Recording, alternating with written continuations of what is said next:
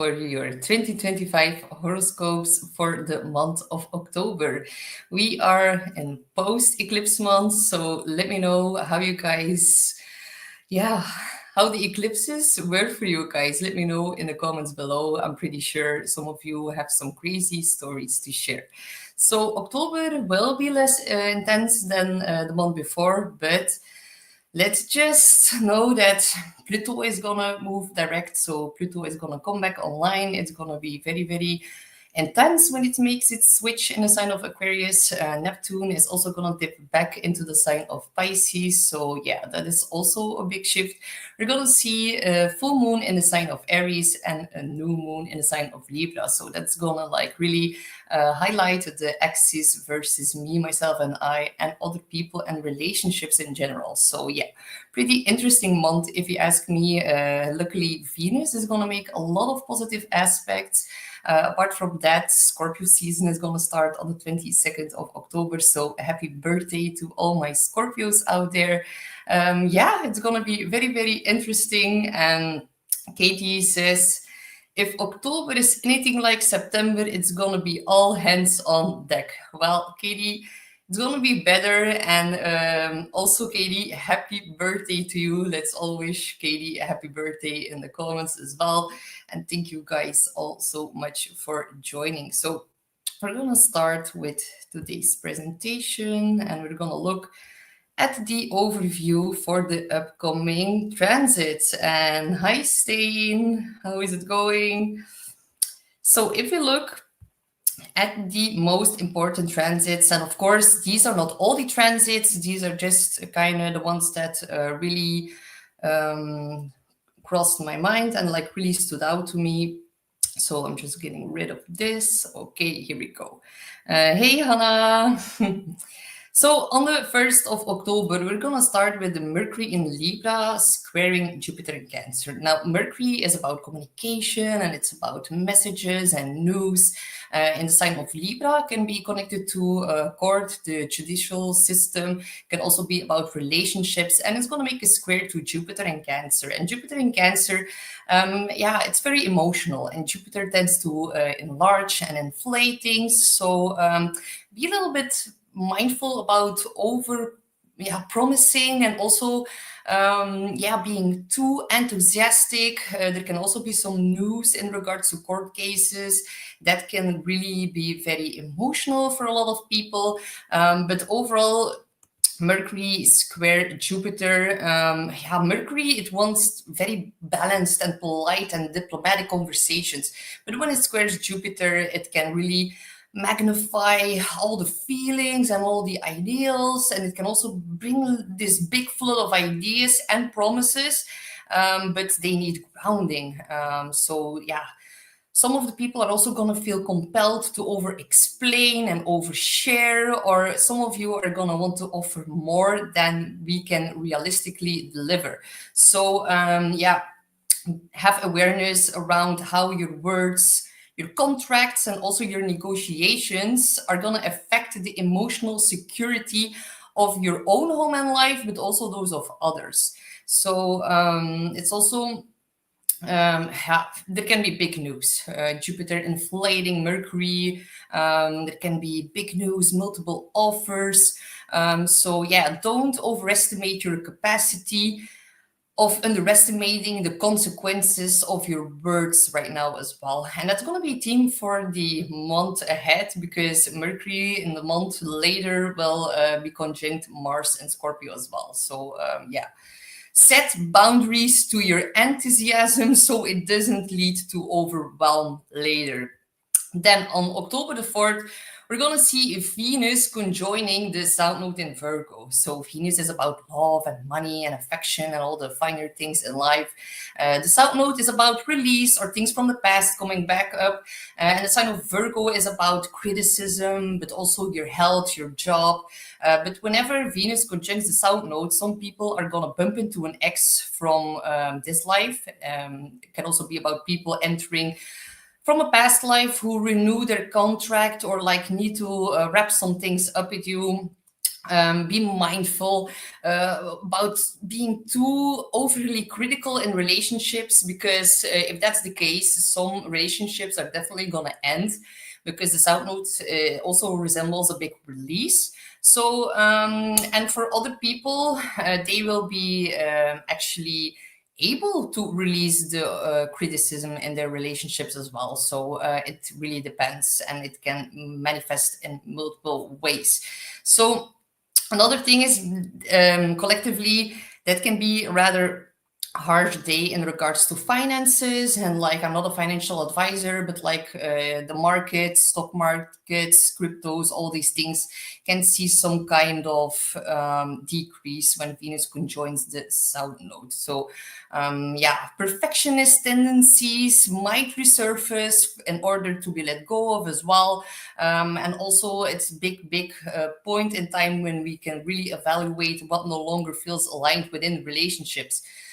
So yeah, Virgo is going to highlight the discernment and boundaries, and it's also about self-improvement. So before pointing fingers at others with the full and a new moon in the relationship axis, it might be a good time to also look at yourself, where you are being too judgmental or too critical. And that can be like a reminder to have a gentle reset in that. And if you do that, that is going to like lay the groundwork for more authentic connections whenever Venus is going to enter Libra later in the month. So on October the 6th, we have Mercury entering the sign of Scorpio. So yeah, Mercury, it likes to dive really deep into the sign of Scorpio, and the collective mind, which resembles Mercury, turns from this surface level chatter more to like investigative thinking, because that's what Scorpio is about. So yeah, we're going to be more inclined to seek the truth beneath the surface, and there's going to be an increased collective interest in psychologically mysteries, hidden motives, taboo topics, and really like uncovering what people motives are. That's why Mercury, like people who are born with Mercury and Scorpio, are really good detectives and psychiatrists, and they have like this inherent feeling to really, yeah, probe into the mind of other people. So yeah, strategic discussions can also happen, and that's going to be more the case rather than this small talk or superficial analysis. So also know that it's a very powerful period to really cut through confusion, to investigate, and also to negotiate behind the scenes. So we all know that Scorpio's archetype is about depth and intuition. And during this time, your words and also the insights with that enter the brain and consciousness, they can like really catalyze real change. So really intense and powerful. Then on October the 7th, I'm forgetting one, most important one, like October 6th, we have a full moon in the sign of Aries. So Aries is about, of course, me, myself, and I, a pioneering spirit. Aries, it talks before it thinks. So yeah, with Mercury in Scorpio, that can be very intense, and like the ruler of this full moon is Mars, and it's in the sign of Scorpio, as we can see here. So yeah, one of the more intense lunations whenever we have a full moon in Aries. Aries is, of course, a cardinal fire sign. And with the ruler Mars in the sign of Scorpio, it can be a really all or nothing kind of vibe. Aries likes to win. It wants to be the first. It acts very impulsively. And also know that this full moon is actually seeded by the eclipse in Aries that we had earlier this year in the month of March. So whatever you started in March now will see some kind of completion, or something is connected to whatever happened back into March. So think back to that time. And of course, a full moon in Aries, it's always a very big moment of peak energy. It's about courage, about self-assertion, and it's also going to shine a bright light on how we've been balancing our independence within partnerships. because this one is followed by a new moon in Libra 2 weeks later. So yeah, there's going to be emotional truths coming to the surface, especially also with Pluto going direct. Truths about our own needs. Boiled up anger can come to the surface. People can really tap into new kind of ambitions right now. And the full moon in Aries always encourages you to act decisively rather than wait and stay passive. And because Aries opposes Libra, it's going to highlight the relationship tension within our partnerships. And it's also going to highlight the imbalances in give and take within our partnerships. So yeah, some of us are going to really feel pushed to redefine the boundaries within our partnerships. And maybe some of us are going to need to stand up for ourselves. So maybe some of you are going to initiate something new. But also know, because it's a full moon and it's a release and a culmination, it's a very potent time to release a lot of resentment. And it's actually time to reclaim your right your right to act as well. So, and we can do that without guilt, but be mindful, because Aries can get a little bit impatient. It can get a little bit aggressive as well. So we really need to handle this energy very consciously. We need to use it to deepen our connection rather than to destroy our connections. So really use this full moon to clear out your emotional clutter, especially if anger or frustration has been simmering beneath the surface. And we're not going to be able to hold it back any longer, as Pluto is going to move direct as well. So yeah, we need to really integrate the courage of Aries with Libra's diplomacy this month. That is going to create a whole new cycle where our actions reflect both our individuality, Aries, and our respect for others, Libra. Also know that, yeah, with Mars in Scorpio, there can be quite heated conversations, quite intense emotions can feel overwhelming. A lot of people are going to have an outburst of anger. And on a collective stage, we all know that the Aries is connected to war. So everything that is metal, knives, guns, bombs, they are all connected to the sign of Aries. So that is definitely going to be a theme in the collective mind as well. And with Mars in Scorpio, it can be really, really about revenge, about jealousy. Others who are more imbalanced with their shadow side can really use this power more to investigate, to do a very deep analysis about your own motives and the motives of others as well.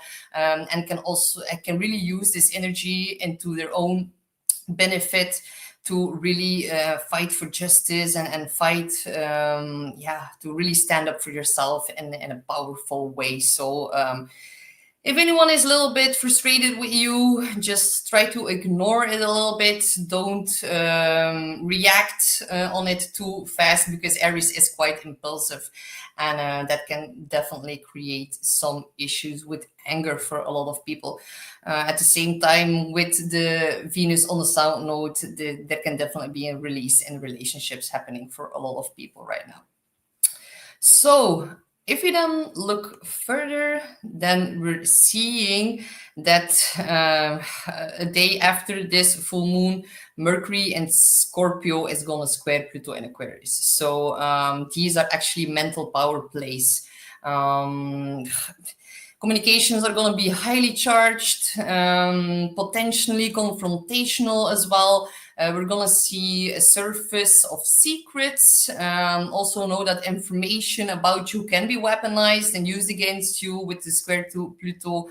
There's a big tendency towards mental power struggles and also obsessive overthinking. But this aspect is going to expose hidden motives, collective scandals, and deep truths that were previously buried. So can be quite intense actually, because the square here really warns against manipulation, coercion, and also psychological games. either by you or towards you. So really look in the mirror, and if you feel some kind of deep need to take control and to really be and if you feel really obsessive about something, it might be time to take a step back and yeah, look at your own hidden agenda as well. So it's also an aspect that is going to highlight how much power are we giving away through words to other people as well. And it's just like, on the positive side, very useful and brilliant for research, therapy, investigation, or strategic planning as well. So if you have a problem, this is the time to really dig deep into it. On a collective notice, this is going to really expose a lot of corruption. And Pluto is the planet of power. So if you have been abusing or misusing your power, then you can end up in some kind of crisis. So if you do end up in some kind of crisis, it might be very good to look in the mirror and ask yourself, like, why is this full moon in Aries, the square with Mercury and Pluto going direct? Why is it giving me a hard time? Maybe you need to learn how to let go a little bit more. So yeah, very powerful time, the whole month of October, to really get to the root of the cause. And yeah, in the collective, people are going to be very, very mad, especially whenever the Mercury-Mars conjunction is going to be full within the next couple of weeks.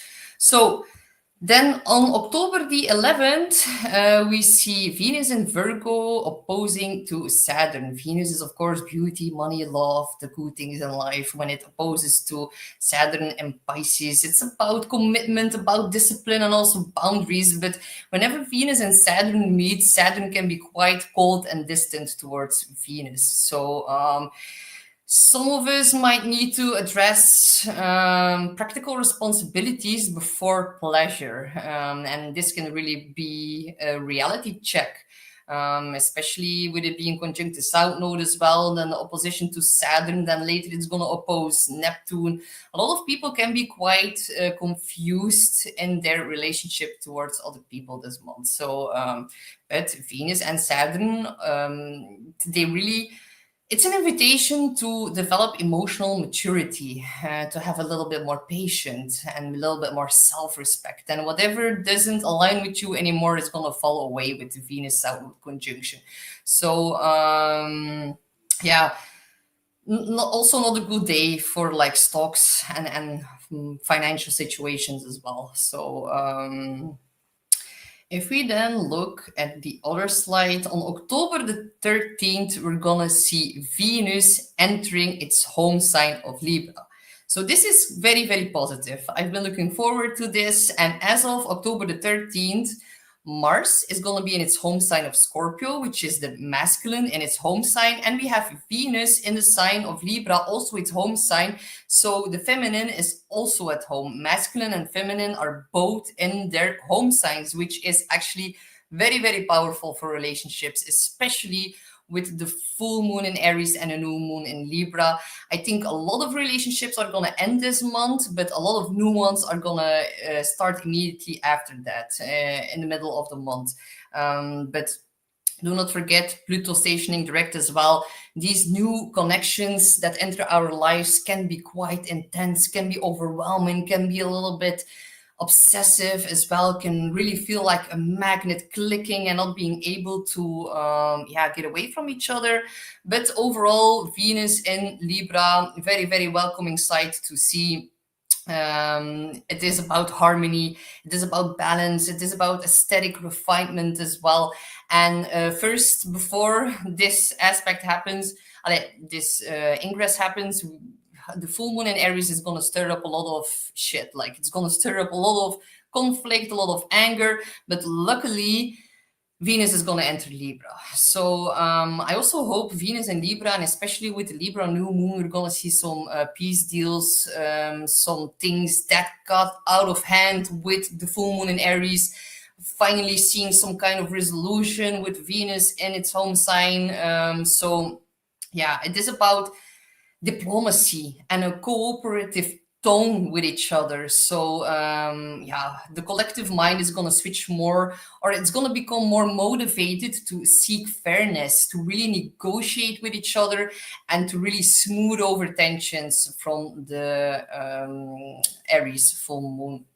So yeah, if you meet someone new whenever Venus enters Libra, that can be very, very positive. So yeah, it's about mutually supportive connections with each other. Also very positive time for art, culture, aesthetic, music. So yeah, it's about fairness and balance and mutual respect, and also ethical alignment. I think the world really needs that right now. So a day later, on October the 13th, even on the same day, sorry, like this happens on the same day, depending on where you live in the world. But then Pluto is going to station direct in Aquarius. And I always mention the dates, but actually the dates are not so important, because a Pluto stationing direct is mostly felt a week up front.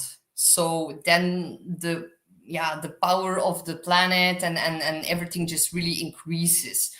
So yeah, it's most felt a week up front. So don't really take too much notice of all the exact dates, because the energy is already building before that. But Pluto shifting towards its direct motion, we're going to see a lot of collective power shifts. The geopolitical stage is going to intensify, and we're going to see a big transformation in that.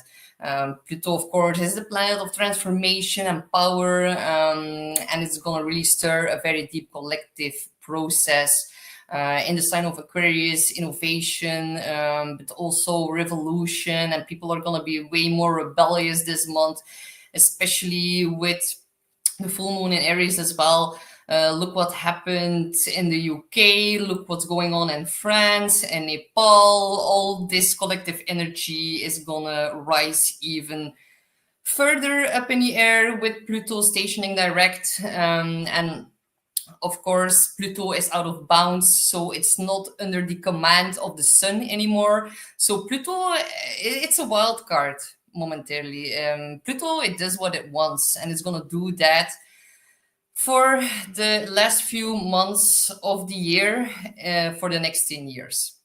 So he's gonna do that for quite some time, and now we're seeing like the first full month of September with Pluto out of bounds, and look what it has caused, like in Japan and Nepal and France and the UK. Like yeah, things are really getting out of hand. But we all know when Pluto moves out of bounds to the south, that the power returns back to the people. So I do not want to stir more chaos. It is the astrological energy that is playing out right now, and that's something that's going to stay and even increase over the next 10 years for the last few months of the year.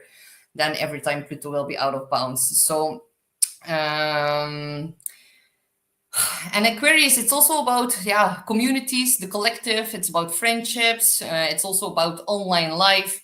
And with the new moon in Libra, I think we're going to see some new laws being implemented regarding free speech, regarding control in society as well, because Pluto in the sign of Aquarius, it is about governance of big groups of people. So definitely that's going to be a theme for the end of October, whenever we have the new moon in Libra as well, with Mars and Mercury on top of each other. So when you feel this intense shift, just ground yourself. Don't fall for the manufactured algorithms that make you believe that everyone is thinking left or right or whatever.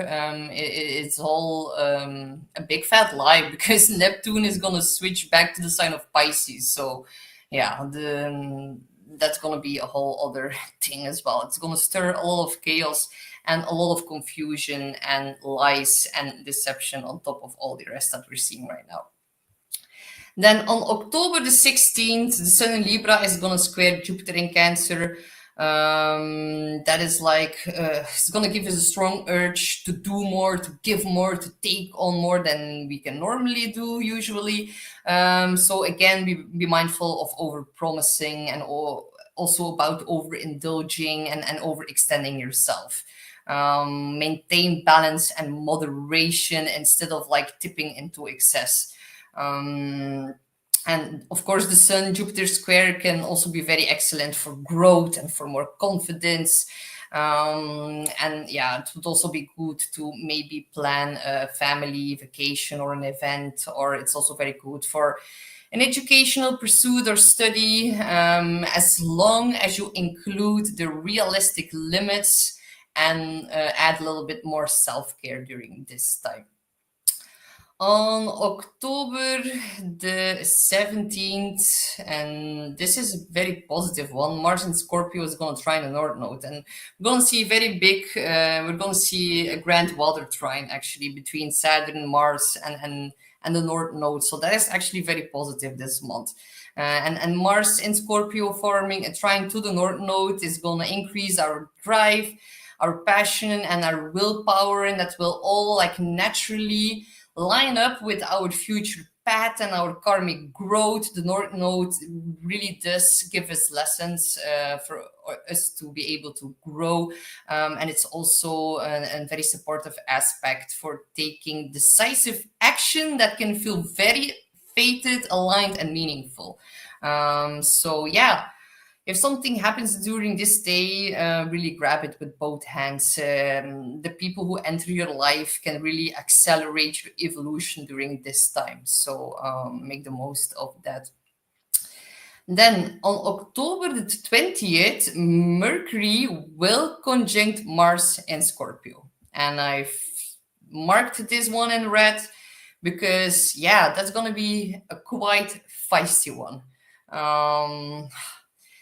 It's about mental energy, Mercury, our speech, our communication, and also about our decision-making tendencies. They are all going to become sharper, quicker, more intense. With the sign of Scorpio, we're going to feel driven to express ourselves and to debate and to dig for answers. So yeah, Mars is about energy, and Mercury is about communication. So the conjunction is really going to highlight investigative conversations, really heated debates, but it can really bring a short fuse. So also, yeah, watch for cutting words, watch for what you say. Words can like really deeply hurt somebody during this time. People can be quite triggered by what others are going to have to say during this time. Be careful about impulsive words.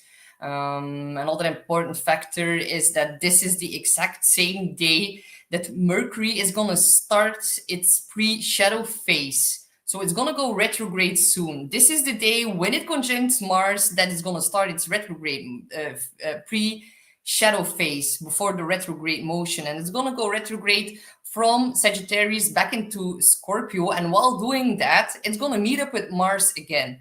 So if you start a fight during this time, it's going to come up again, and it might be rather difficult to really clear the air with this aspect, because Mercury, it wants to talk, talk, talk. Mars gives so much fire into the conversation, and then Scorpio goes so deep, and people are going to be immensely triggered by this aspect. And like, another thing I can add to this is that a good example of this energy, and I know what I'm going to say now is even going to trigger people, but that's like all part of the aspect. But a good example of a Mercury-Mars conjunction is actually Charlie Kirk, because he is born with a Mars-Mercury conjunction in the sign of Scorpio.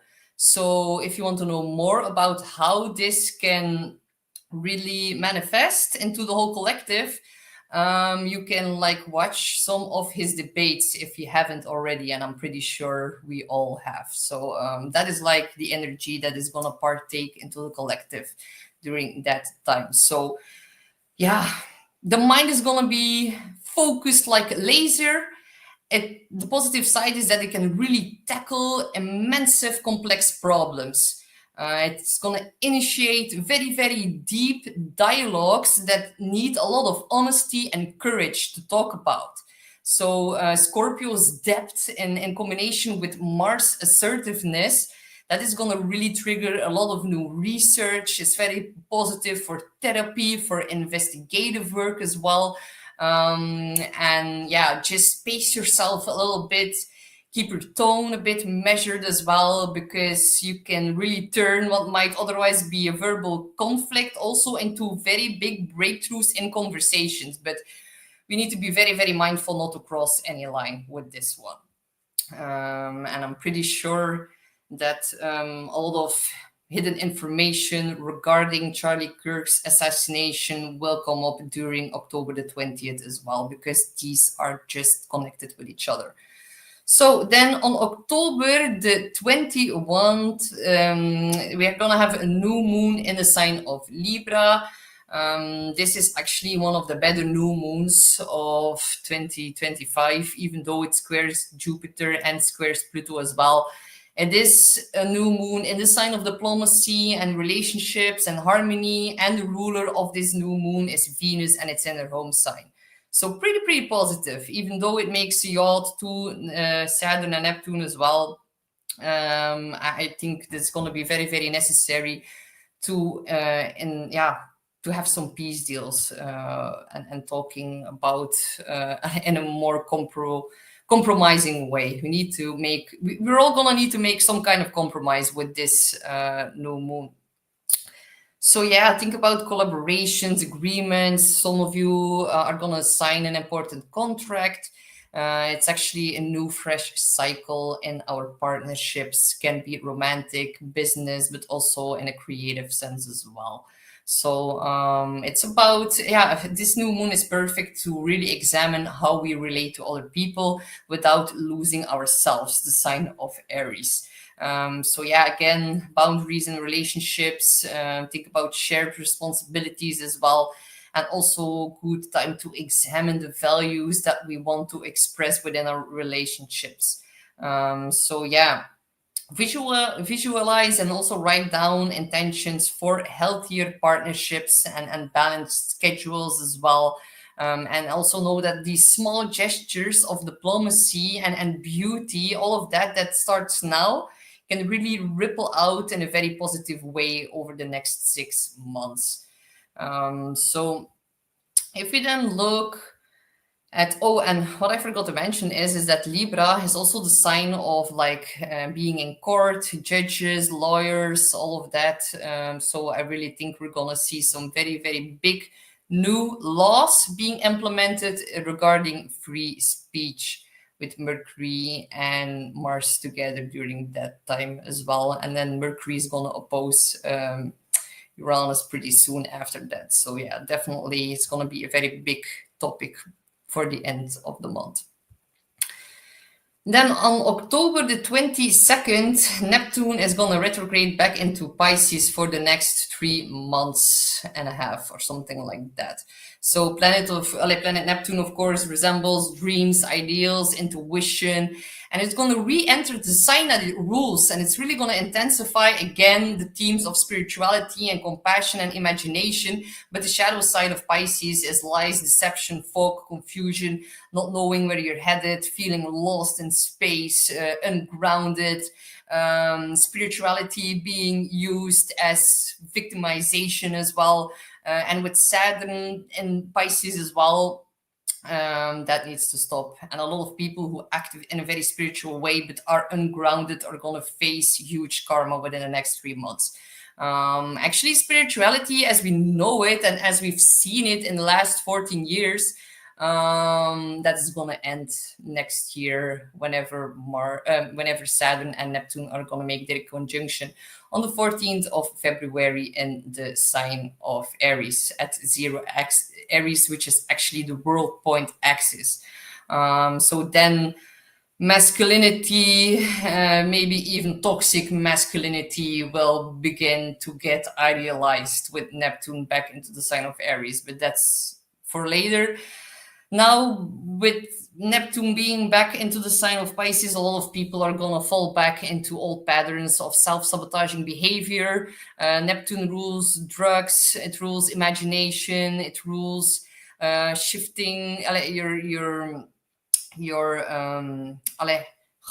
shifting your consciousness and some kind of other way. You can do that by drinking and doing drugs, but you can also do that by meditating. So you better choose wisely, because people are going to face a lot of consequences if they really abuse any type of substance during this time. Don't try to save anyone who's on the brink of like self-sabotaging, or like is not willing to let go of their self-sabotaging behavior. Don't try to rescue, because Neptune and Pisces tends to do that. People are going to need to find their own way, and we're going to need to take very good care of ourselves and really draw the line whenever someone crosses it. Neptune and Pisces can be quite deceptive. It's going to be a circus. I'm not going to lie. The next 3 months are going to be a big circus. So don't get lost in it. Don't get lost in any fantasies or beliefs that you've held over the last 14 years. Neptune, it does not know any boundaries. It is boundless. It is, everyone is one. That's also why we saw a big change in gender fluidity over the past 14 years. Neptune wants everyone as one big hill, one big and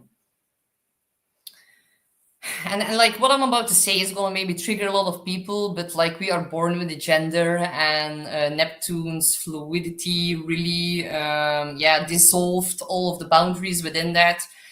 So the whole woke idea started as well with Neptune entering the sign of Pisces. We're going to see the last big hit of that, but then it's going to be over, and I'm going to be quite honest.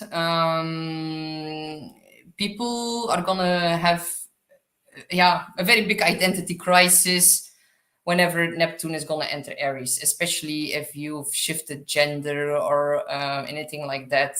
Neptune is really going to be very hard whenever it shifts back to Aries. Like the whole woke culture, woke agenda, that is going to like really disappear whenever Neptune shifts back into Aries. And I also want to mention, because I think everyone has the right to choose who they want to be, who they are, but Neptune is also very delusional. And the fact that the teachers taught our little children in class when they're like 3 years old, you can switch gender, that is like a step too far, and definitely a very big step too far, and that is really going to end. But we're going to see the last big chaos in that for the next 3 months, and then that's going to really shift.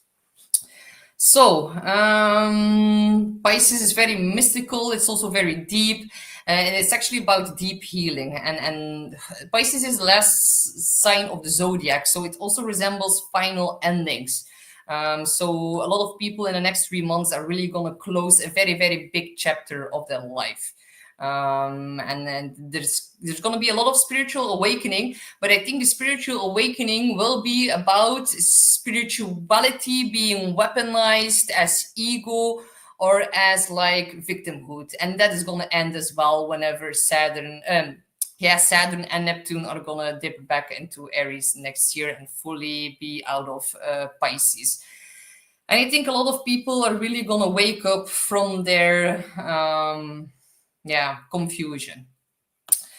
So I'm digressing too much, but then on October the 22nd, Scorpio season begins. So happy birthday to all my dear Scorpios.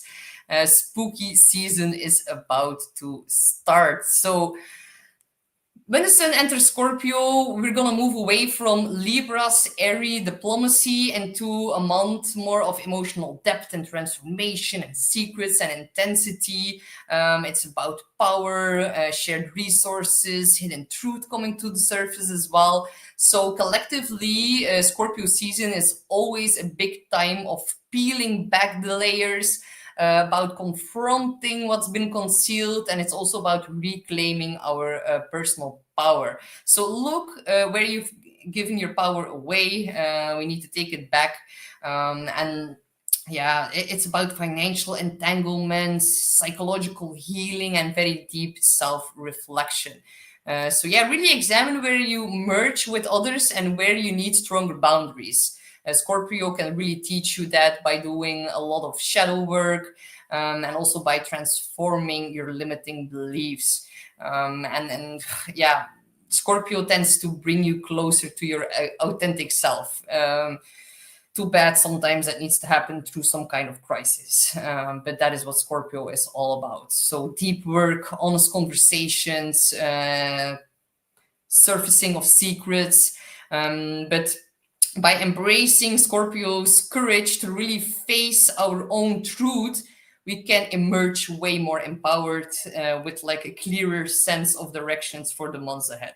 So and on right off the bat, when Scorpio season starts, the sun is squaring Pluto, its ruler.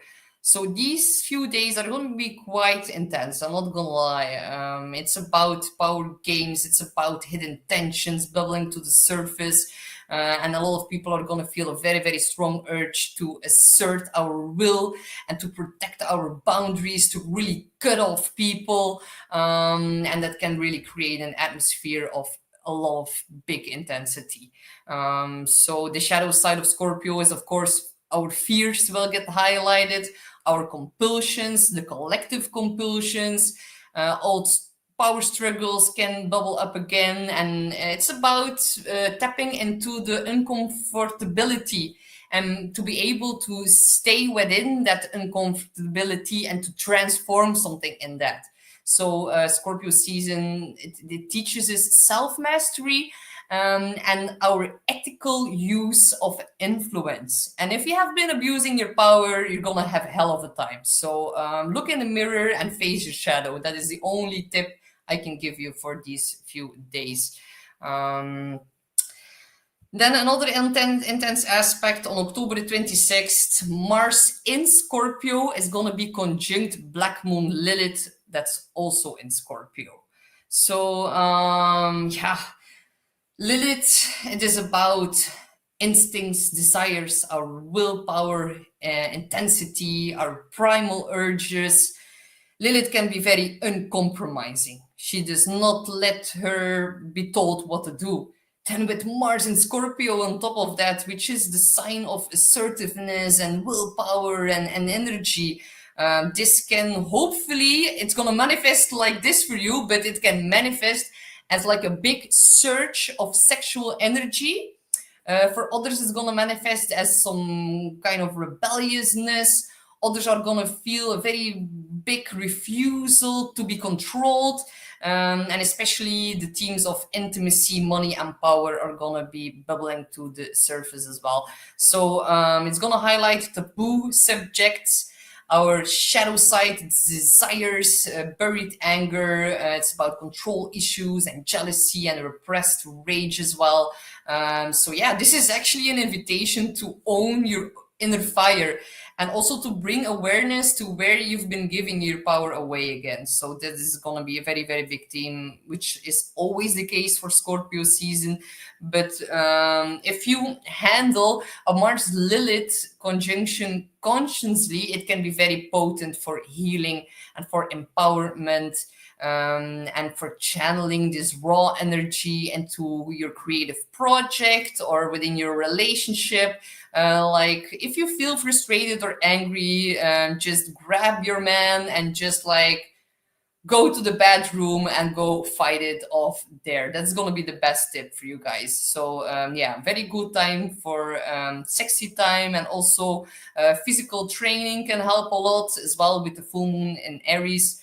And yeah, this can be a day of very deep liberation of your inner desire. And a lot of people are going to be a little bit freaked out by their inner desires during this time. So don't worry, this can be a wild ride, but it's actually to get to know us better on a deeper level. So then On October the 29th, Mercury is going to enter the sign of Sagittarius, and right off the bat, it's going to like oppose Uranus in Gemini. So Mercury is in its opposite sign. It doesn't like to be in Sagittarius. The mind can become too inflated, too much information, too much news. With the opposition to Uranus, Uranus in Gemini, it is about news. It is about truths in the news coming forward as well. This is also the time when Triad Atlas is getting towards Mars, closer into our solar system. So yeah, I think we're going to see a very big collective upgrade within the mind. Sagittarius is about expanding, it's about higher knowledge as well. And then the fact that it opposes Uranus, which is in Gemini, the collective mind, and Uranus is about a frequency update, and Triad Atlas hovering into our solar system. I think even with Mercury opposing Uranus, we can have very big surprises within the news. We can have blackouts in regards to technology devices. We can see overall power outages. We can see problems with airplanes. And I'm not trying to manifest anything bad happening with airplanes, but the energy is just... energy is here. So and anything within travel can be a little bit shocking, a little bit surprising. Be careful not that it doesn't throw you out of balance as well. But yeah, Triad Atlas, I think it's going to be a major frequency, like collective frequency update. So don't freak out if your GPS signal doesn't work during that day, or maybe your phone is acting weird, or like, yeah, I think we're going to see some pretty intense special things during the last 10 days of October. It's going to be a wild ride as soon as Scorpio season starts. So then on October the 31st, and hey, Arno and Laura and Christina and Rita, thank you guys all so much for joining. And I see Inges here as well. Thank you so much, guys. And on October the 31st, we have Samhain. So happy Samhain, everyone. It's the Celtic festival. Nowadays, we know it as Halloween. But Samhain marks the end of the harvest and the start of winter. So it's actually one of the 4 Gaelic fire festivals alongside Beltane and Imbolc. And it's actually summer's end, and it's like the big turning of the Celtic year. So Samhain is always a very important time when the veil between the world is at its thinnest. So we can easily connect to our spirit guides and our ancestors. And it would be a good idea to leave some offerings, maybe some food or some drinks for the dead. We can light some bonfires for protection, and we can also perform some divination, pull some cards, dive into your astrology chart to get like this glimpse of the future. And yeah, if you decide to dress up, back in the day they did that. That was like the big tradition to ward off some spirits or to befriend some roaming spirits. Now, I'm gonna advise you, do not put the focus on befriending roaming spirits. I think the focus should be on warding them off for protection, especially with the Mars Lilith conjunction as well. Do not invite anything that you do not want in your aura. So, but either way, very powerful window of time for shadow work, for contacting the ancestors, and for having like this deep release and look back on the past year. So good luck, everyone, and a happy Samhain. Okay, then we're gonna start to do readings for the 12 signs. And of course, we're gonna start with Aries, Sun, Moon, or Rising. You're gonna have a full moon within your own sign. So it's gonna light up your first house of self and identity, and you're the avatar that you play in this world. So yeah, this is a big culmination point for you, Aries. And look back at the attentions that you seeded earlier in the year when we had an eclipse in the sign of Aries on the 29th of March. You can now have a very big experience, a very big breakthrough in self-image, in your confidence, in your independence as well.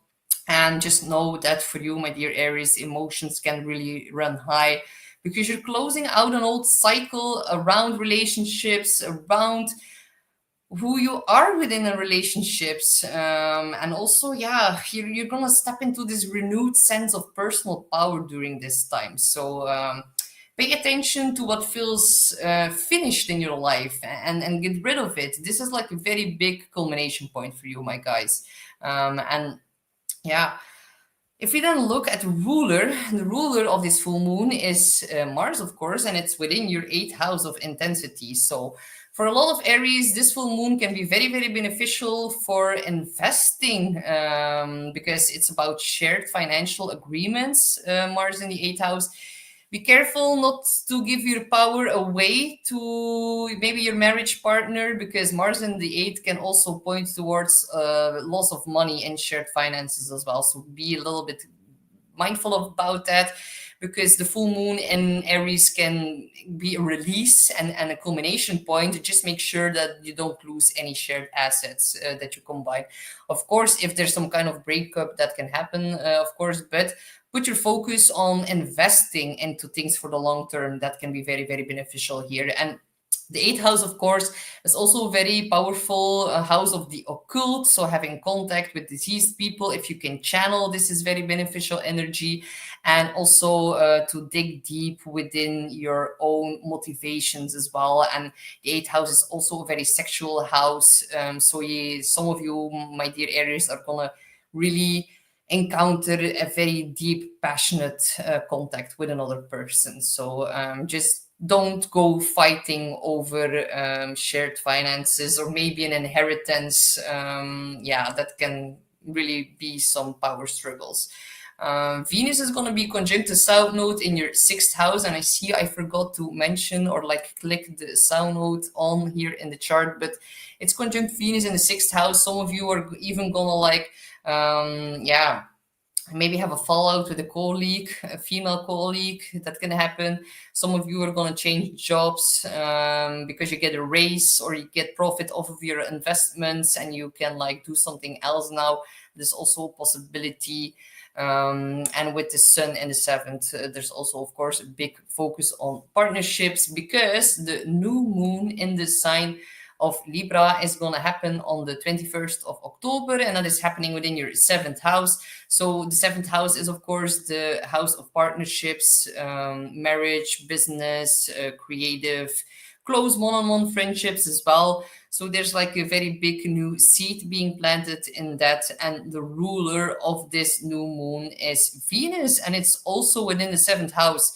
So, my dear Aries, if you meet someone new during this time, that could be a very good match for you, my dear Aries.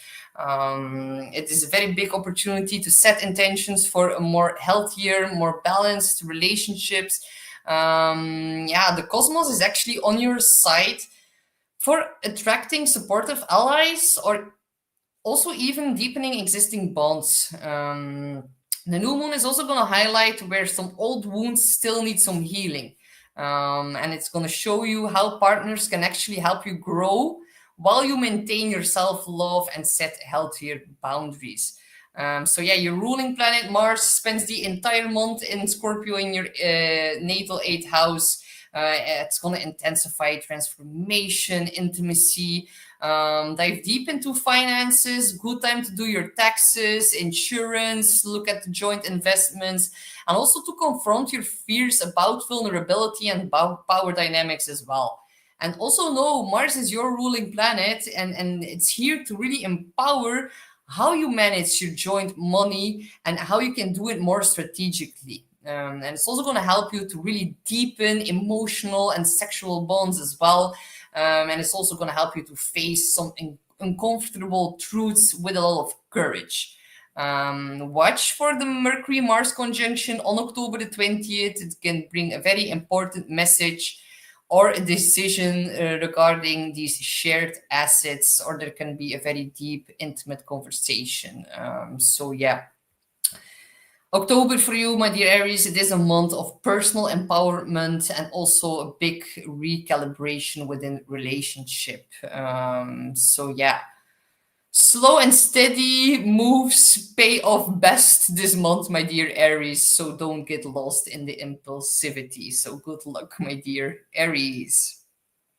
Hi, Amy. All right, we have Taurus, Sun, Moon, or Rising. My dear Taurus, you're gonna have a full moon in Aries within the 12th house. And the 12th house is the house of the subconscious. It also rules dreams and sleeping patterns. The 12th house is also the house of solitude and rest. So, yeah, my dear Taurus, take some time to unwind, to process everything that went on with the eclipses, and yeah, just like retreat a little bit, focus on spiritual practices, because with so much fire within the subconscious, because it's in Aries, you might need some time to really take a look at your self-sabotaging behavior, and something very big can end in that right now. The 12th is also, yeah, of course, the house of healing, the house of sleeping, and there can be a lot of active dreams coming forth of this full moon. And also know that Mars is the ruler and it's in your opposite sign of Scorpio. So, yeah, if you've avoided some discussions, maybe with a partner, maybe with a therapist, maybe with a business partner, things are gonna surface right now. Don't go on the offensive. Rest, reflect, and allow closure to happen. And give yourself some extra sleep time. Honor the boundaries, and also notice which fears dissolve when you simply shine a light on them, or take some time to share a light on that.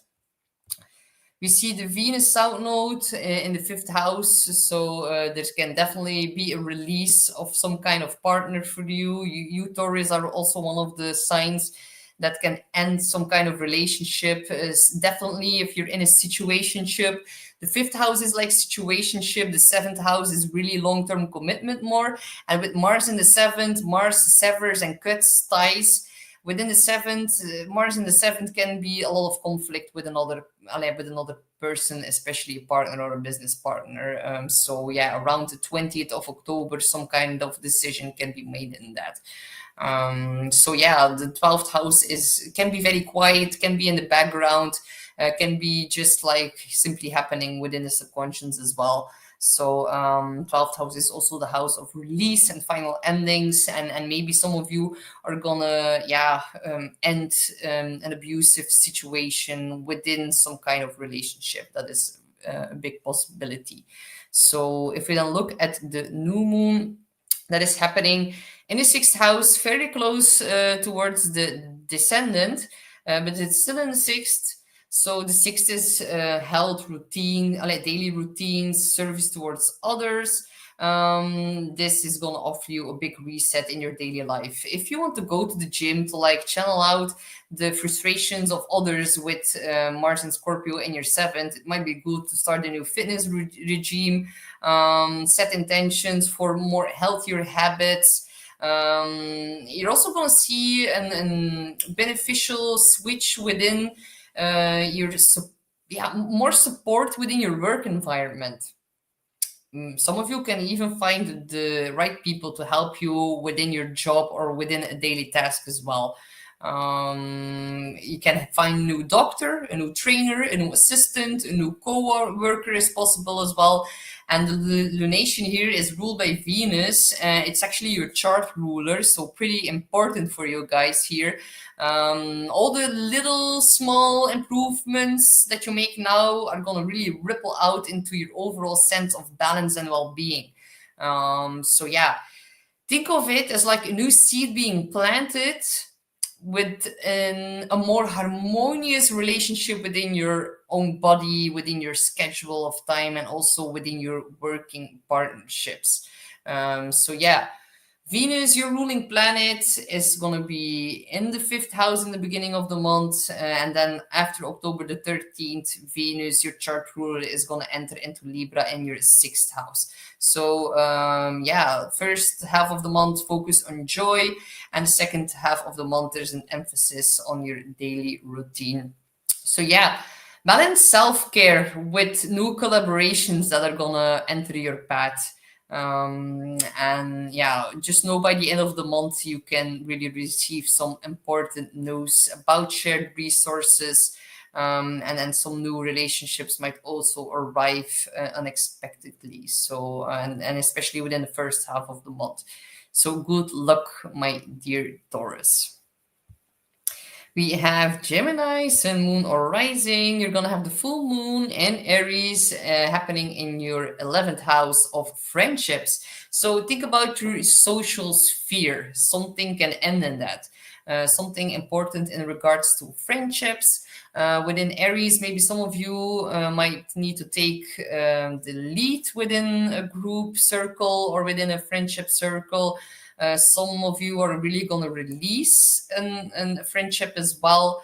The ruler, the 11th house is also about your online presence. So if you've been inclined to fighting online or maybe reading too much negative comments online, it might also be very beneficial to stop doing that.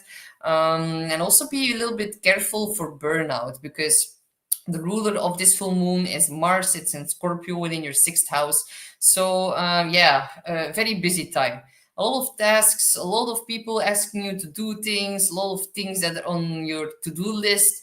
Mars in the sixth is, you need to be very, very careful for burnout or for over committing or for having, yeah, your productivity increases, but yeah, you need to be careful not going overboard with that. Mars in the sixth house in Scorpio is really, really intense within your daily services towards others. And then with the full moon in the 11th, it's about all the teams that you're working. It's also about your audience. It's also about your long range goals. And yeah, maybe your role within a community or within a group that you work with together might shift. And you're also going to realize which networks truly energize you and which not. And then, yeah, there's going to be like a lot of social momentum with the full moon in the 11th, but then with Mars in the 6th, that social momentum might like interfere with your work rhythm. Maybe you need to be at the office more. Maybe yeah, some coworkers are giving you more work, and you cannot go to your friends. Some kind of frustration can happen in that. And if we then look at the yeah, and also Venus conjunct the South Node in the fourth house. Some of you Geminis are gonna move, sign a new lease, sign a new contract in regards to home. Some of you might need to yeah, meet up with your mom. The fourth house is also the mom, and something important can happen with her as well. So if we then look at the new moon, that's going to happen in your fifth house. So that is very important because it's in a fellow air sign. It's making a trine towards your Gemini, sun, moon, or rising. So this is actually very positive. And the fifth house is the house of joy, fun, being your creative, authentic self. The ruler of this new moon is Venus, and it's also within your fifth house. So some of you can get pregnant with a new moon, especially with the ruler of the new moon within the fifth house. So take your precautions if you don't want to become a parent. If you already have kids, some beautiful thing can happen within the life of your kids as well. Fifth house is also the house of romance, so very, very yeah, beneficial for dating. Some of my Gemini risings are gonna have the date of their life with this position here, or maybe go on a few more dates than you more dates than you're used to, having a lot of fun, share a lot of love, increased positive bond with children. It's also very good for your creativity. Very, very creative new moon. Plant some seeds if you have a creative ability that can really blossom over the next 6 months. And you can actually even earn money with that, with the ruler of the moon in the same house as well. So yeah, Venus is in their own dignity. You can have a lot of invitations. You can craft something very beautiful. So yeah, really, really enjoy that. And if you want to launch an artistic project or some project that you're passionate about, this is your time, Gemini. So your chart ruler is, of course, Mercury, and it starts in Libra in the 5th. And then it's going to switch over on the October the 13th within Scorpio, and that's going to be in the 6th. So yeah, a lot of emphasis on joy and play. And I'm missing, like, it's going to start in Virgo, and then on October the 13th, it's going to switch into your 5th house. Let me just correct that real quick. So yeah, a lot of emphasis on joy, dating, having fun, romance, and children. So just be a little bit mindful. I'm getting things mixed up. I was talking about Venus, then about Mercury, but Mercury is your chart ruler. So Mercury starts within Libra, and then on October the 6th, it's going to switch to Scorpio within your 6th house. Okay, now I've got it right. So yeah, a lot of messages, a lot of daily tasks, a lot of daily mercurial tasks as well. Can be a lot of conversations with co-workers as well. It can be signing a new contract in regards to your health, your well-being, the gym, something new in regards to technology that you can use to enhance your workflow as well. And also know that by the end of the month, it's going to oppose Uranus and Gemini within your sign. So expect by the end of the month a lot of surprises. There can be truth bombs. There can be a big flip within your schedule. So keep your plans a little bit more flexible by the end of the month, and also listen as much as you will want to speak. Mercury is gonna start its pre-shadow phase soon. So yeah, be mindful about misunderstandings, back up everything, make sure you sign everything before that happens. October is gonna ask you to balance play with a lot of purpose, because your chart ruler is within the 6th house. So tidy all your workflow systems. And yeah, by the end of the month, talks with partnerships are going to accelerate as well. So approach them with a lot of curiosity. So good luck, my dear Gemini. Then we have Cancer, Sun, Moon, or Rising. You're going to have the full moon and Aries within your 10th house. So the 10th house is the house of responsibility. Maybe big responsibility falls off your shoulder or is being released in some kind of way. Some other Cancers can become a parent with a full moon in the 10th house as well. 10th house can also be about your boss, be about your work. And thank you so much. I don't know, that is so sweet. Thank you for supporting me all the time. Thank you. Yeah, I'm doing pretty well, actually. Yeah, everything's fine. Not big news to share. I still have all the other parts of my teeth. So yeah, I'm happy. Like, that's all in the past as well. So I'm wondering, how are you doing, Arno? And thank you so much for supporting. Okay, if you go back to Cancer, a full moon within the 10th, the 10th is about career, your reputation. It can also be a very big switch in direction of life. So think about what you seeded around the spring eclipse by the end of March. Now, something that you've launched or presented, something can be finished within that. But this is a very big spotlight moment. Whatever's happening in the 10th is always very visible. So there can be more clarity about the role that you are playing within the matrix that we call life. And it can also be about balancing professional demands with your home life as well. So yeah, maybe some of you are gonna need to delegate some tasks. Maybe there's too much responsibility and maybe you want to switch something in that. And also, yeah, some of you are gonna take on more of a leadership role within your career. Some of you are gonna switch your career. Some of you can see your boss quitting as well. Then the ruler of the full moon is, of course, Mars, and Mars is within your fifth house. You can have a little bit of frustration at your work if you cannot be your creative self. Then some of you might decide to switch your job. But apart from that, Mars in the fifth can also stimulate a lot of desire and a lot of passion within dating. It can also manifest as a little bit more frustration or conflict within the children or within the lives of your children. But if you cannot direct your passionate energy within a creative project, some of you are going to definitely switch your career or make a very big turning point in that.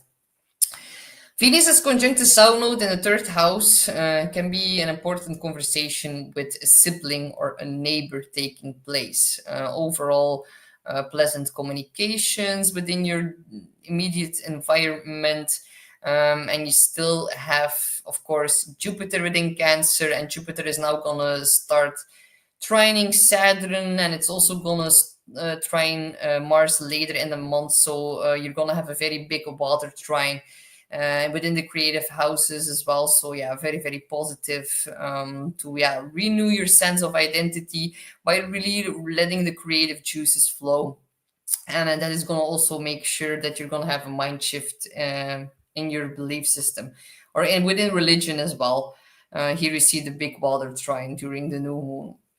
So you're going to have a new moon within the fourth house of home, family, roots, and living spaces, and that's going to happen in the sign of Libra. So if you want to move, this is a green light of the universe. Some of you are going to start a new renovation. Maybe some of you want to redecorate. Maybe some of you are going to have a new roommate moving in. And yeah, Venus is, of course, also at home in the sign of Libra within your fourth house. So if you want to change something within your home, change the walls, change the location, you're going to find the right people to do so. Or you're going to get some help, or maybe your mom can also help you a lot during this time. But you can more easily find the right contractor, the right roommate. More family compromises are happening as well. So good time to host a gathering, to maybe refresh your sanctuary. Can also be purely emotional, that you will feel better in your skin, feel more at ease within your deep emotions that are living within the fourth house.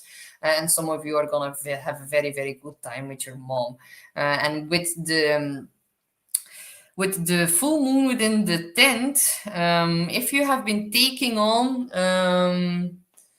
a responsibility to maybe care for your parents, something can end in that, and you can feel more balanced within your own emotions or within the bond with your mother. But some of the Cancer, Sun, Moon, or Rising are taking care of their parents, and something might shift in that during the upcoming month because it's maybe too big of a responsibility. And yeah, some rearrangement and that can happen, in which you will feel better with all the beautiful energy within the fourth house. So of course your chart ruler is the moon. The Aries full moon really pulls you outward into society, into achievement as well. And the Libra new moon, it's really going to draw you inward to really nest and restore. So these are angular houses. So these are important new and full moons for you, Cancer. You're gonna really feel these one. So yeah, I think that was it. Something else to mention. Yeah, be a little bit mindful about being too passionate in your communication, especially within your self-expression during the end of the month with the Mars-Mercury conjunction within the fifth. But if you really project this energy within a passionate or creative project, then that can really be a very big new seed that gets planted there. So good luck, my dear Cancer. We have Leo, Sun, Moon, or Rising. You're gonna have a full moon in the sign of Aries, and it's gonna happen within your ninth house. So the ninth house is actually the house of religion, educational pursuits, also travel, belief system, your look on the future, spirituality, but more like religious kind of spirituality. Philosophy also falls within the ninth, so something can change in that. Maybe you've come to realize that certain beliefs are not longer aligning with your inner truth. And it's also happening within a fellow fire sign, so that's actually pretty positive for the Leos. Yeah, sun, moon, or rising, doesn't matter. So the ninth house, travel, study, publishing. Think about the spring eclipse in Aries that we had during the end of March. Something that you've started then can like culminate, can be in regards to legal matters and court cases as well. Can also be in regards to visas, passports. Maybe you really rewired your subconscious, and now there's like a shift in your worldview as well. And the ruler of this full moon is Mars, and it's in Scorpio within your fourth, so can definitely stir some frustration within the home during this time. Or some of you are going to be very, very passionate about projecting all of the energy and redecorating and fixing some problems within your home as well. You can really like go to the root of the problem and then totally transform some lingering issues or frustrations within the home as well.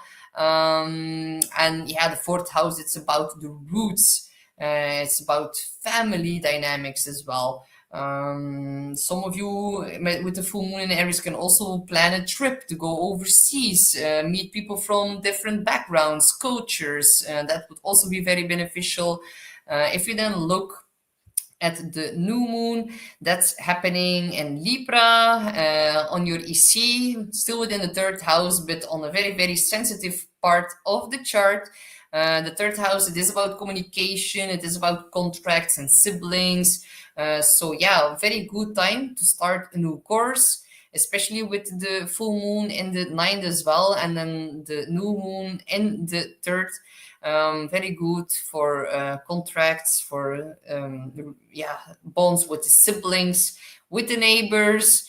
Venus in Libra is really adding a lot of charm within your message. Your message is really gonna land very elegant and clear. And yeah, you can also make or spend some money and make an update within your technological devices. And then, of course, yeah, the sun is your chart ruler. So, yeah, it's during this time at the bottom of the chart on a very sensitive point. And a day later, on the 22nd of October, the sun is going to enter your fourth house, and it's going to illuminate the bond with with your family, relatives, your ancestors, and your mother. You're going to have a quite feisty, intense conversation with your mother as well. So, but it's a beautiful outlet because it's a water trine. It's also making a trine to the eighth house. Some of you are even gonna like talk with your mother about some kind of inheritance, or like, yeah, can also be negotiations with the bank, with in regards to taxes as well. Can also be about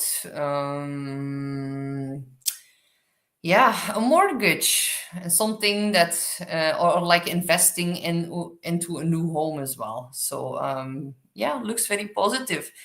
Just be mindful about some intense conversations with your partner, or maybe your partner is going to want to move and you're going to want to stay put, and maybe there's going to be some power play between that can also happen. So and hi, Linda. Linda says, as an Aries sun, Leo rising, my daughter got the job at the jail. I remember, and starting training mid-October. Astrology is amazing. Oh my God, Linda! Like the astrology was so out there, and there was so much potency. I would have been very surprised if your daughter didn't got a job. So congratulations to your daughter, and yeah, that's a pretty interesting job if you ask me. I wish her the best of luck. So something else that I should mention for Leo, just know that the Sun is gonna square Pluto and Aquarius within the seventh, so there can be some power dynamics within partnerships that can like intersect or like, yeah, there can be some kind of hiccup by them in regards to home decisions. So maybe some of you Leos are gonna draw some new boundaries. So just ground the month of October by like upgrading your bases at home. Because when your fourth house is steady and rooted and stable, then everything else is gonna shine brighter. So good luck, my dear Leo. We have Virgo, Sun, Moon, or Rising. Okay, Virgos, let me know, how did you feel? What did you do with the eclipse in Virgo a few weeks ago? Yeah, let me know in the comments. Like, for me, it just like was not so. It was like very positive for me. I was expecting like a shit ton of misery, but actually, I did pretty well. I'm like working out a lot. I've been really working on my health. Yeah, on my circulation, on my muscles, on like, yeah, it's like doing pretty well. And like, luckily, with the Venus in our sign within sun, moon, or rising, whatever you are, Virgo, Venus is really acting as a protector or like a big protection. So yeah, I definitely felt the positive energy of Venus. But a full moon within your eighth house, that is pretty interesting because eighth house can get pretty intense. The eighth house is about financial joint assets, can be about investments. So yeah, a very, very interesting time to go look at your investments. Some of you are maybe gonna cash out on some investments. For others, it might be a good time to look at shared investments and maybe invest a little bit more with your partner. The eighth house is also about subconscious healing and the depths of your soul. So some truths can bubble up, some fears can resurface. But Aries in the eighth, it's like perfect to really, yeah, break through your fears and to really release them as well. The eighth, of course, is also about, yeah, sexuality. It's also about taxes, debts, inheritance, psychological healing. Think back to the Aries eclipse that we saw in spring, something that started by the end of March. Can now see a big turning point. I hope some of you Virgo risings are like gonna like, yeah, finalize some kind of settlement. Some of you can really clear out some kind of loan. Maybe an old obligation is paid off. Maybe you just win some money at the lottery. Maybe your parents help you with some, or actually even your brothers or your sisters can also help you if you need some money. Because Mars is in Scorpio. It's in the third house of siblings and neighbors. So yeah, Scorpio and Mars in the third, it is about intense conversations, some paperwork in regards to finances with the full moon in the eighth. But read everything very carefully. Don't rush anything right now.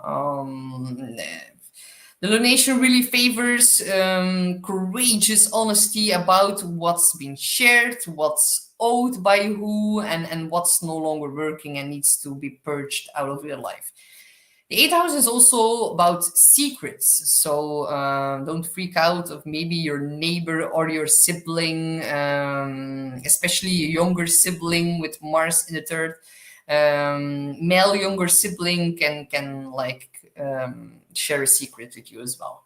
So let me know if they share a secret. I'm quite curious. So then for you, my dear Virgos, we have the new moon in the sign of Libra, and that's going to happen in the second house. So this month, Virgos, the financial axis is being immensely highlighted. The eighth house is other people's money. The second house is your own income or your stream of income, maybe a new stream of income, definitely with the ruler Venus of this lunation in the second house as well. Very powerful. The second house is also about values. So some of you are going to purge some energetic entanglements with the full moon in the eighth house, and then like act upon new kind of value system that is going to emerge by like going through the depths from the eighth house. So if it doesn't manifest on a financial level, it can also manifest on an on your value system that is shifting during this time. So actually, yeah, very positive, because Venus in her home sign, yeah, it can be, yeah, you can really magnetize better money, better income, better clients, a more steadier revenue as well. There can also be a new habit for saving being implemented, and can also be about gaining new skills within investments as well. So your chart ruler Mercury is going to conjunct Mars within the third. Be mindful of some heated debates. Definitely some frustration is going to come up within conversations with Mars Mercury in the third house.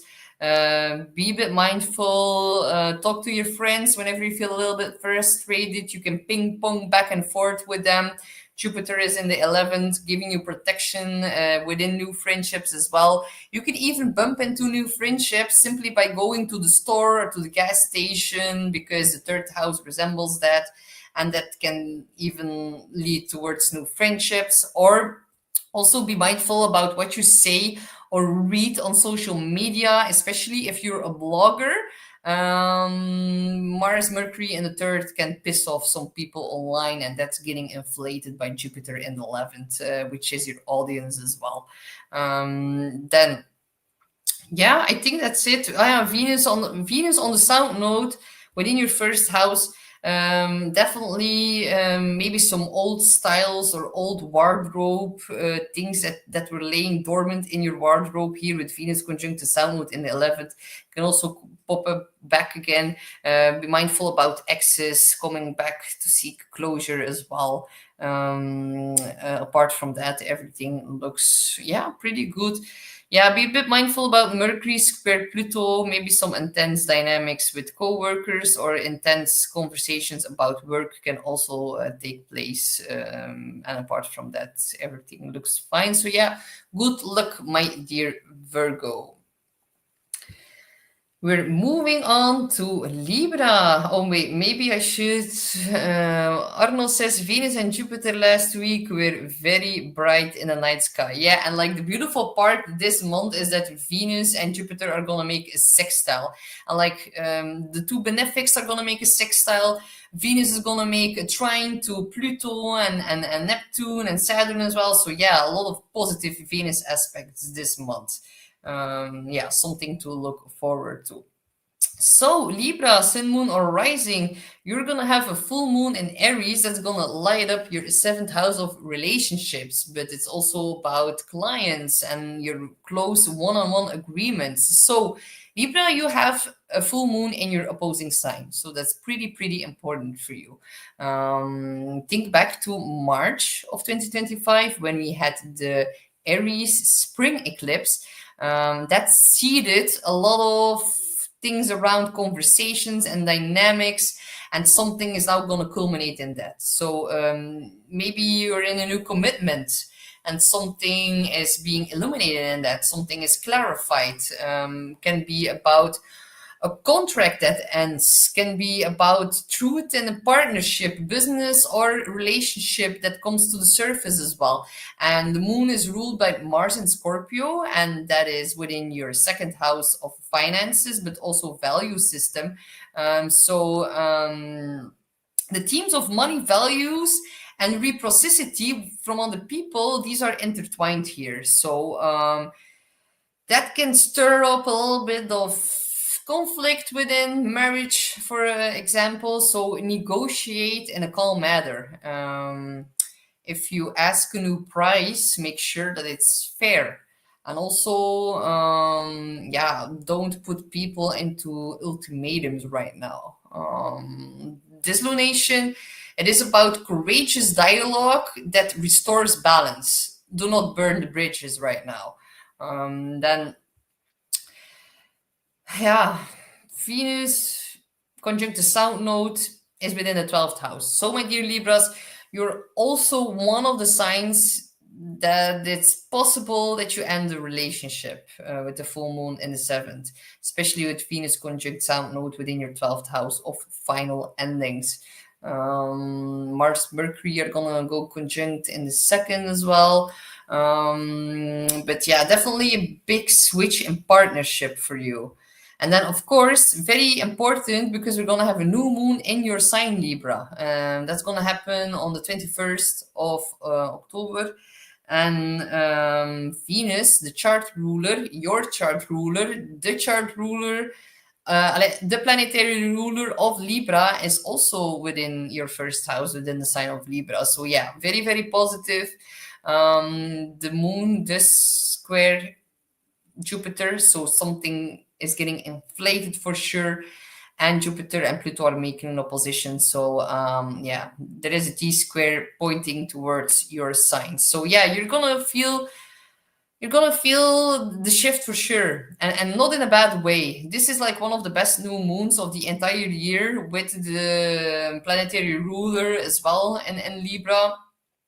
And you're going to see a very big shift within your identity, within your self-image, within your direction in life. So yeah, this is really your annual personal reboot. You can update your look, you can refine your brand, you can set new intentions for how you want to be seen professionally, but also personally over the next 6 months. And of course, with Venus in Libra, your natural charm is amplified right here. You can have a nice photo shoot. You can like change up your bio on Instagram. You can launch something new. Yeah, and also, yeah, you can. People are gonna perceive you more as charming and more lovable and more aesthetically pleasing and beautiful as well. So, yeah, in the first in the first half of the month, your chart ruler Venus is in the 12th, so that really encourages rest, retreat, and release. The Venus South Node on October the 4th is ideal for letting go of outdated habits, obligations behind the scenes that you want to let go of. But just know that from October the 13th, Venus is gonna enter Libra within your sign, within your first house, and that is gonna be a very big glow up transit. So yeah. Good luck, my dear Libra. We're having Scorpio, Sun, Moon, or Rising. What's up, Scorpio? You're gonna have a full moon within the sign of Aries, and that's gonna happen within your 6th house. So, 6th house is about daily routine, your health and well-being, also your job, your co-workers, and the 6th house is also the house of stress. So maybe you've been overworking quite a bit with Saturn and Neptune in your 6th. Saturn switched back to Pisces, of course, but there's actually some kind of ending within the job or within people that you work with together. If you've started something in March of 2025, in the spring of this year, something can be released or some kind of big of culmination can be spotted in that in regards to work, health, and well-being. So can be a project that you can complete. It can be a shift in your role at work. It can also be if you've started a health protocol, that now is the time that it reaches really measurable results. And of course, this full moon is ruled by Mars and it's within Scorpio, within your sign. So your energy is very high and your leadership really sets the tone right now. And my advice is to channel it into disciplined habits. Make sure it doesn't manifest within friction with coworkers. And if stress has spiked during the last couple of days, then simplify your systems, delegate, and also protect your sleep cycle. Yeah, this is about consistent practical adjustments. You see the Venus South Node conjunction within your 11th house, and that can point towards a female from the past coming back into your life, or some female friend that leaves your life right now. It depends on what aspects it makes in your personal chart, but definitely something within the friend group can change and be released during this time. So and with Mars in your sign, oh my god, you're like invincible. Make sure you don't ruffle too much feathers. Make sure you use the power in a good way, because Pluto is going to turn back direct, and it's actually squaring the first degrees of Scorpio, Sun, Moon, or Rising. So if you have been abusing your power, Pluto is going to give you a hard time. Make sure with Mars in your sign that you use the amplified energy in a constructive manner. Mars rules the sixth house of work. So yeah, don't fight with your colleagues. Really try to work together in a very diplomatic way, because if you look at the new moon, you guys are gonna have a new moon in Libra, and that's gonna happen within the 12th house. So the 12th house can be a moment where you need to retreat. And if we look here, something ends at work with the full moon in Aries in your sixth, and then you need to maybe retreat and rest and recuperate a little bit. So yeah, don't overwork, don't go into burnout. The 12th house is spirituality, working behind the scenes. So yeah, clear the psychic clutter, also restore your creative inspiration, and also maybe craft a plan in private that really nourishes and calms down the nervous system. Can also, yeah, manifest within quiet getaways, within therapy, within meditation. And Venus in Libra is really sweetening this lunation, and yeah, it can be about connection and romance. And yeah, Venus is also, of course, within your 12th house, can be about secretive feelings as well. It can also be about finding love and beauty within connecting to the spiritual realms. So yeah, but definitely you can like just enjoy the finer things in life on your own, or behind the scenes, or like hopefully not behind someone's back, with Mars in Scorpio. And it's also going to conjunct Mercury, and look, it's making a beautiful water trine to your creativity and also to your mindset and your philosophical beliefs. Be a bit mindful with your words during the end of the month, because Mars on top of Mercury, and actually Lilith is there as well. It's going to give you immense power, but don't ruffle any feathers. Do not go on the offensive. Do not go on the attack, because that can be quite intense, and you can actually hurt other people with your words. And with the new moon within the 12th, can also be about karmic consequences because of that. So just like save yourself. Pluto is squaring the sun, moon, or rising already. So yeah, not easy for Scorpios right now, and not for the next few years with Pluto squaring your sign. Same for Leos, of course, because it's opposing, and Taurus is making another square. So yeah, Mercury on Mars on Lilith. You will not want to be dominated by anyone. You will not take no for an answer, but don't get out the stinger. You're gonna regret it as soon as Pluto makes an aspect to your Sun, Moon, or Rising. So good luck, my dear Scorpio. We have Sagittarius and Moon or Rising. So, Sag, you're gonna have a full moon in Aries within your fifth house. Like, this is a good one for you guys, because it's in a fellow fire sign. It's trining your Sun, Moon, or Rising. It is within the fifth house. The fifth house is about fun, children, romance, attraction, dating. So yeah, actually very, very positive. It's about passion projects and creativity, and look back at what you've seeded during the spring Aries eclipse on the 29th of March.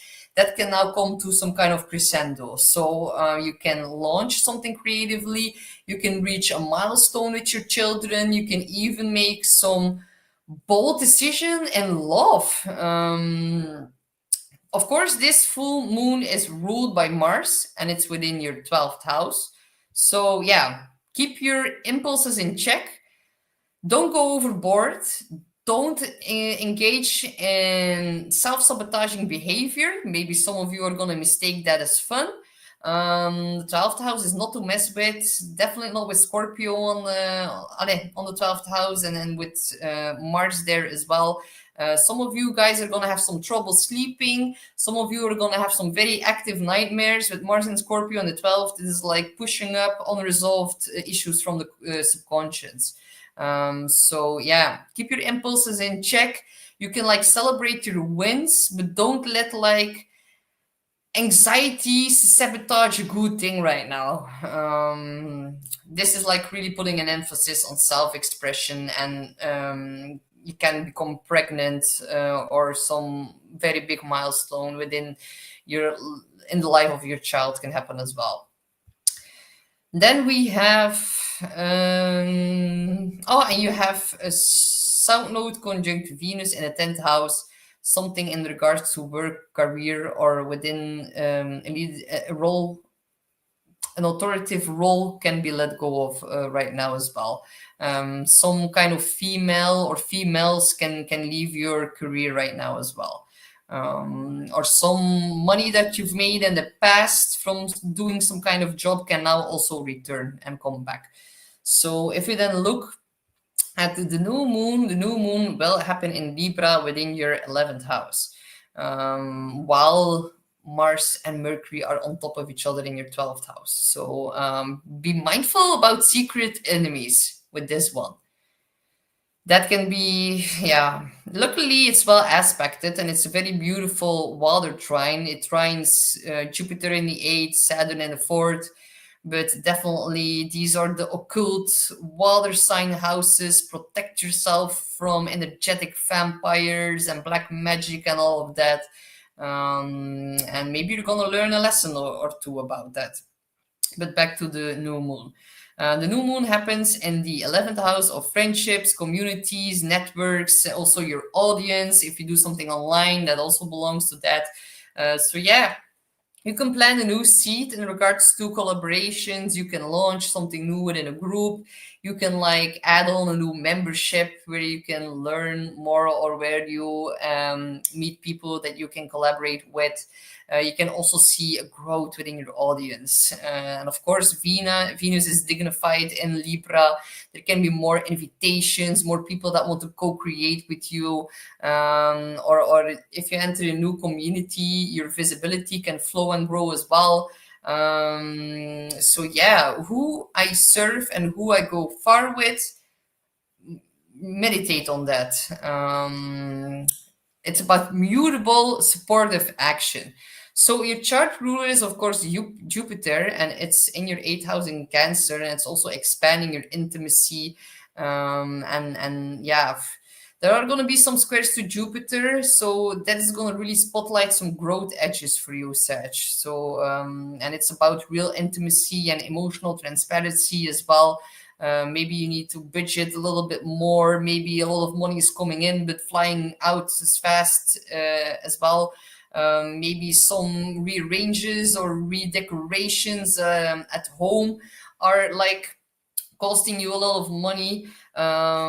Just know that it's all like arranged by the astrological clock, but maybe with Jupiter in the 8th, be careful about overspending. So good luck, my dear Sagittarius. We have Capricorn, Sun, Moon, or Rising. You are gonna have your full moon in Aries within your 4th house of home. So yeah, this can be a pretty feisty one for you, Capricorn, because this is your inner sanctuary, and it's gonna be lit on fire. So yeah, it can be a move, can be a lease, can be a renovation, can also be a family matter that can reach some kind of boiling point. Some of you are definitely going to fight with your mother. Maybe she's going to be a bit of a pain in the ass, not going to lie. Full moon in Aries, the ruler of Mars, is also within Scorpio, within the 11th house. Yeah, some friends can act a little bit out of character if they visit you at home, or vice versa. It's also, yeah, On the positive side, friends and networks can also help you execute your plan that you want to maybe do at home. Maybe you want to redecorate, maybe you want to move and you can bring a crew. You can have more parties at home. And yeah, with the sun in the tent, you're really like balancing your public duties versus your private needs. So yeah, this moon can feel a little bit emotionally overwhelming. But if we then look at the new moon that is happening in the sign of Libra within your 10th house, something within the career can really shift during this time. And be mindful about discussions with friends or some fights within groups of friends that you belong to, because Mercury is on top of Mars in Scorpio in the 11th house.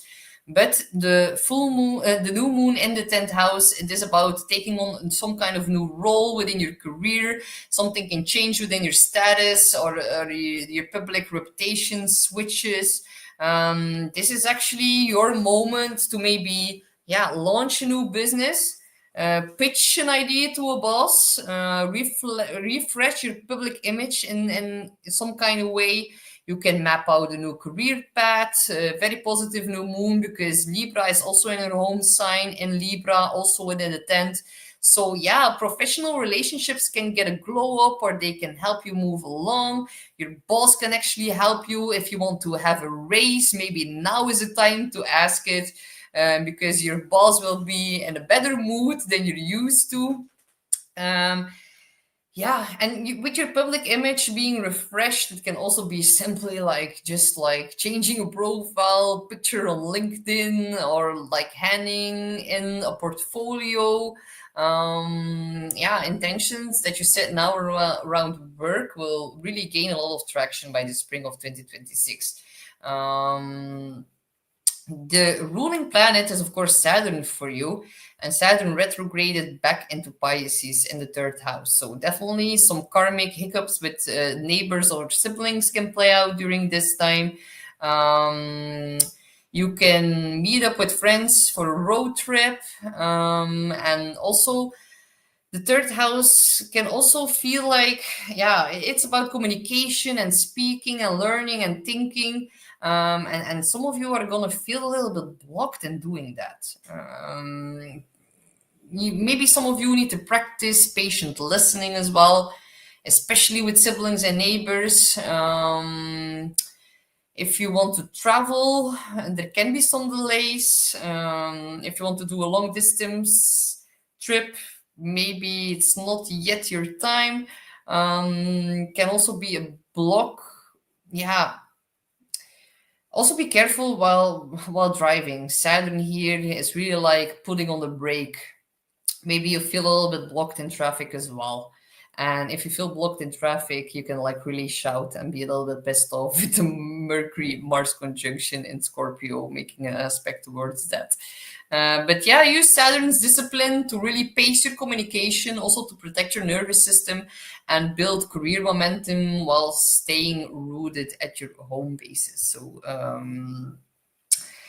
Barno says, and he's Capricorn, was it rising or was it sun? I'm sorry, I'm like switching it up, but secret enemies, learning much about that right now. I'm being bombarded with it. Black magic and jelly people, can we all just be love? Yes, exactly. Well, and it's gonna intensify, but like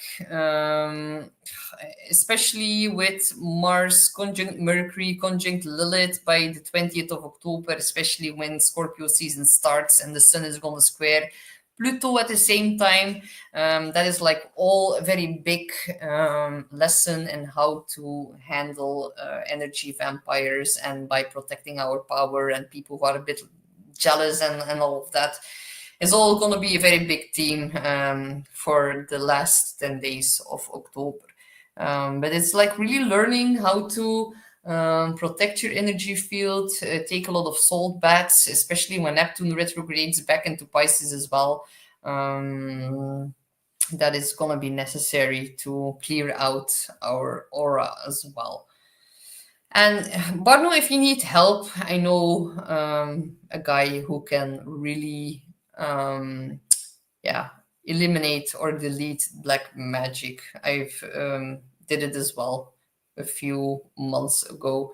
I think it's something that we need to keep doing because it stores up every time. And if some people are not helping you or like doing quite the opposite, then we might need to learn and dig our heels in and go to the surface and to the bottom and really to the root. And that is what Scorpio is so beneficial for and so helpful, that we really learn how to, yeah, protect our energy field and cut out people who are not really our friends as well. Yeah, it was Capricorn rising, exactly. So, do I need to mention something more for Capricorn? Nope, I think that was it. So, good luck, Capricorn. You have Aquarius, Sun, Moon, or Rising. So, Aquarius, you're gonna have a full moon in Aries that is gonna light up your third house of communication and also siblings and contracts and local travel like road trips and neighbors and writing projects as well. So, think back if you've like set intentions around that during the spring eclipse in March, that was in Aries as well. Something can be culminated in that. So some of you are gonna finish a website, some of you are gonna launch a new project or a writing project, or maybe you're gonna finish some kind of writing project. It can also be about podcasting, blogging, buying a new car, signing an agreement. Can be about completing a study or a course. The moon's ruler is Mars, and it's within your 10th house of career. So definitely whatever you publish or blog or write about now or sign a new contract can be very beneficial for your career if you project a lot of drive and passion into a new kind of leadership role. So yeah, career and authority figures are actually a part of the story here. Think about emailing with them, important announcements done by them, or you announcing something to your boss. Some papers you release now or some things you write or say now could actually really affect your reputation. Mars in the 10th can be about conflicts with authority and your boss as well. If you want to become self-employed with Mars in the 10th, that is good. Some of you Aquarius are definitely going to want to do that. But yeah, with this one, balance the urge to speak first, and before you speak, maybe you need to mindful edit a little bit about what you want to say. The lunation rewards clear and courageous communication, but not impulsive communication. So be a little bit mindful about that. We have the South Node Venus conjunction within the 8th house. So be careful if you do not lose money in regards to investments from the past. On another positive note, depending on what aspect it makes in your personal chart, some investments from the past can actually just bring in a lot of money. It's difficult to predict without looking at your personal chart. Venus in the 8th can also be past life sexual connections that re-enter your life during this time as well. And look, it's making a sextile to Jupiter, can be quite blessed and positive for you guys. If you don't look at the new moon, you're going to have a new moon in the 9th house of religion, philosophy, higher education, travel, long distance travel, I meant. And also completing an educational pursuit. Starting. There's like hair of my cats flying around.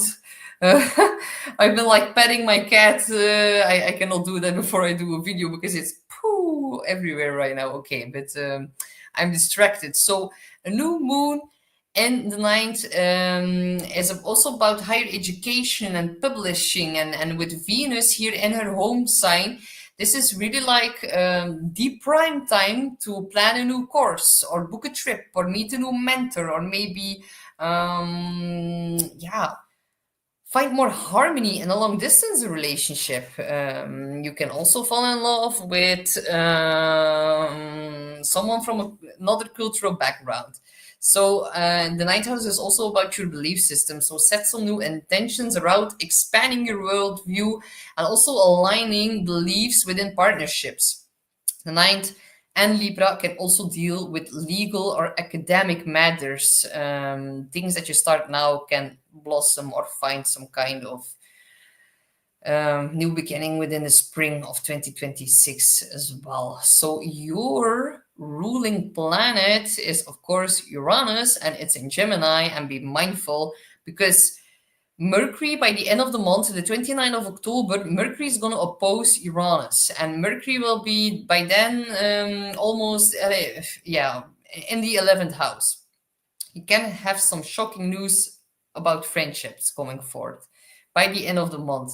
But now during the new moon, Mercury and Mars are together within your 10th house. So you're going to have an important announcement from your boss, from your father, or from someone who has some kind of authority over you. Don't fight with them, but an important announcement can be made. You can even make an important announcement to someone above you. It can also be about fights with father. So the father also falls into the 10th house, so be a bit mindful about that. But your ruling planet Uranus, Mercury is going to make an opposition with that. So definitely some shocking news. Can be in regards to your romantic partner that you're attracted to. It can also be about your kids. Fifth house is kids. Maybe some friend tells you something shocking about your kid that you didn't know, something in that area that can happen, or something shocking happens in the life of your kid connected to group connections. That can also be the case. And also know that, yeah, can also Mercury Uranus opposition can also spark these sudden social invites. Can also be like a romantic connection at a party or a gathering that can be some kind of a lightning bolt that comes in. Yeah, and stay flexible with your plans, especially in regards to friendships, because that can suddenly shift. So yes, Stain, it's very promising, and especially the new moon in the ninth house, connections overseas, women overseas. That is all very, very promising and very beautiful. So enjoy it, Stain, and all my other Aquarius.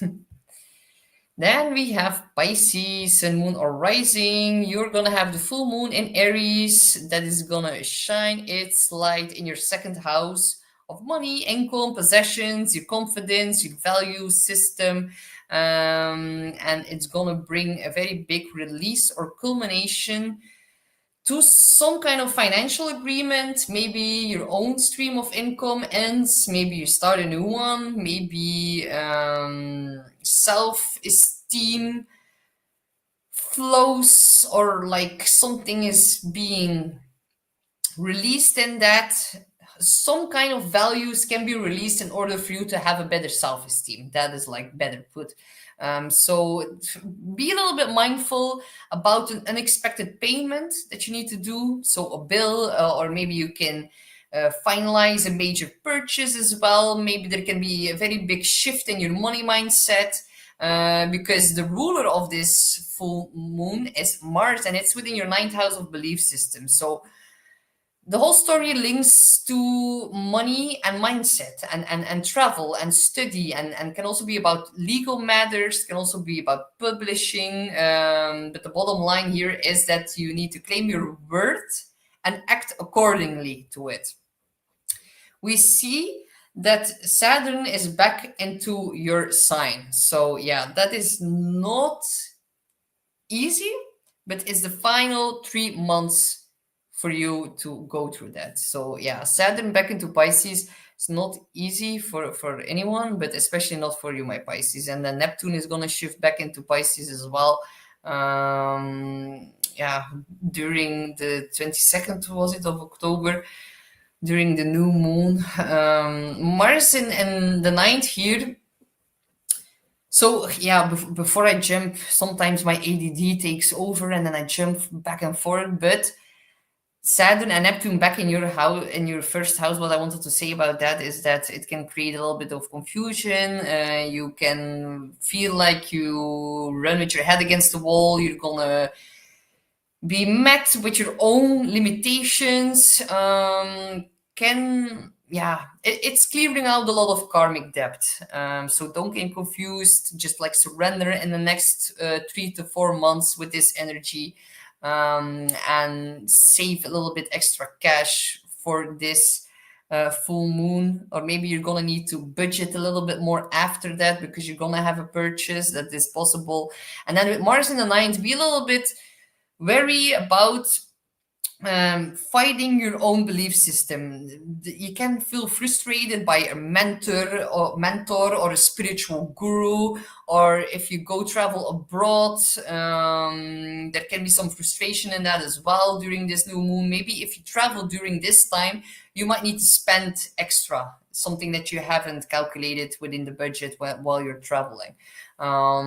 Maybe some of you are going to start a new course and you might need to spend a little bit more to enter this new course. That is also a possibility.